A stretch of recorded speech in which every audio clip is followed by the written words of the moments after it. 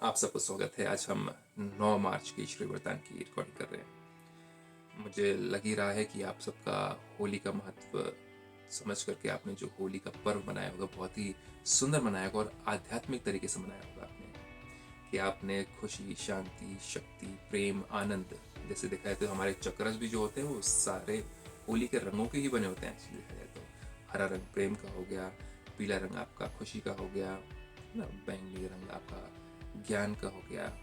तो इसी तरीके से आपके शांति का नीला रंग हो गया। सारे होली के रंग जो हैं ये हमें रिमाइंड करते हैं कि हमारे सारे चक्रस जो हैं वो हम अपने भी बैलेंस करें, औरों के भी बैलेंस करें। किसी को आपने प्रेम दिया तो आपने उसका हार्ट चक्र हील कर दिया, किसी को आपने शांति से बात करी तो उसका आपने थ्रोट चक्र हील कर दिया। ये सारी चीज़ें होली की बातें हैं, लेकिन अब हम सीखेंगे और समझेंगे कुछ अलग बातें आज के वरदान हिसाब से। तो परमपिता परमात्मा कहते हैं, न्यारे और प्यारेपन की विशेषता द्वारा बाप के प्रिय बनने वाले निरंतर योगी भव। न्यारा और प्यारा, जब हम डिटैच होते हैं चीज़ों से तब जाकर हमें किसी और चीज़ से अटैचमेंट होने की संभावना होती है। तो इसी तरीके से परमात्मा कहते हैं, न्यारे और प्यारेपन की विशेषता द्वारा बाप के प्रिय बनने वाले निरंतर योगी भव। निरंतर योगी कैसे बने, इसका राज यहाँ पर है। कुछ लोग कहते हैं मेडिटेशन नहीं होती, कुछ लोग कहते हैं मेडिटेशन पहले अच्छी होती थी, आज नहीं होती हमारी ये चीज़ें।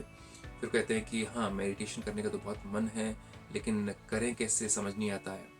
मेडिटेशन को हमने इतना बड़ा हुआ बना के रखा हुआ है। मेडिटेशन सिंपल सी चीज़ है।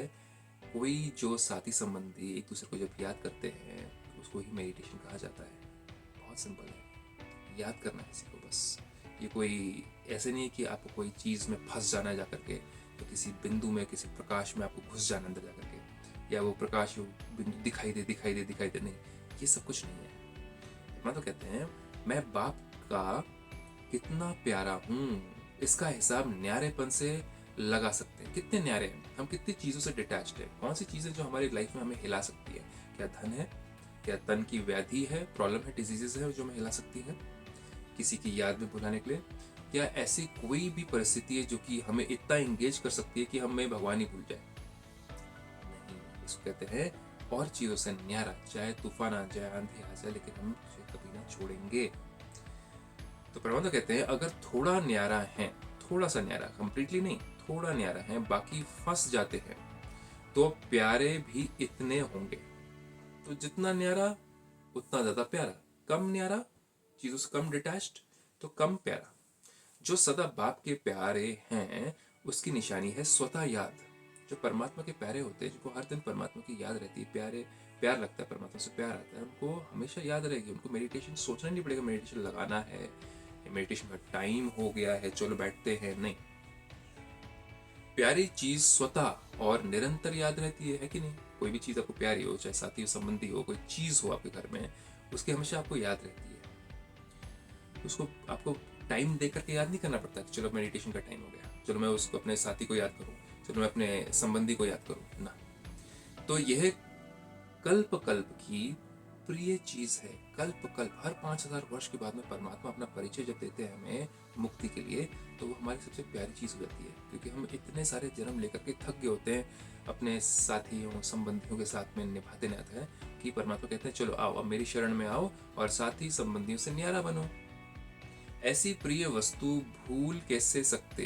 कैसे भूल जाते हैं हम? इसलिए भूल जाते हैं जब हम साथियों, संबंधियों और दुनियावी प्राप्तियों और दुनियावी तरक्कियों के पीछे ही अपनी खुशी, प्रेम, शांति, आनंद, शक्ति ढूंढना शुरू कर देते हैं, और हम परमात्मा के कार्य को, परमात्मा के प्रेम, शांति, खुशी, आनंद को हम भूल जाते हैं कि वो है सच्चा आनंद, प्रेम, खुशी देने वाला।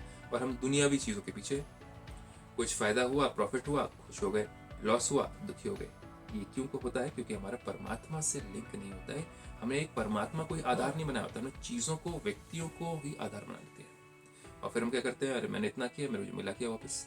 बस परमात्मा कहते हैं तो मुझसे लो और उनको दो ना। जब तुम सोचते हो कि मैंने दिया, तो फिर वहाँ पे गफलत हो जाती है, प्रॉब्लम हो जाती है, क्योंकि मुझे किसने दिया ये हम भूल जाते हैं। परमात्मा कहते हैं इसलिए कि न्यारे बनो। न्यारा मतलब क्या हो गया? ये नहीं कि छोड़ छाड़ कर देना, छोड़ छाड़ के भाग जाना कहीं पर। न्यारा मतलब कि करो, मुझसे लेकर के कर्म करो, किरत करो, और उसके बाद में किसी से कोई इच्छा न रखो। भूलते तब हो जब बाप से भी अधिक कोई व्यक्ति या वस्तु को प्रिय समझने लगते हो। सोचो जरा, व्यक्ति या वस्तु को प्रिय समझने लगते हो। अगर सदा बाप को प्रिय समझो तो निरंतर योगी बन जाएंगे। कितना सिंपल है। किसको प्रिय समझे? बाप को। तो ये सब कुछ सिखाया जाता है ब्रह्मा कुमारी, इसमें आप आकर के समझिए। ये गहरी गहरी बातें हैं, सिर्फ ऊपर ऊपर से हम 5-6 मिनट में समझ नहीं सकते, लेकिन आप जाके ब्रह्मा कुमारी से सीखिए इसको।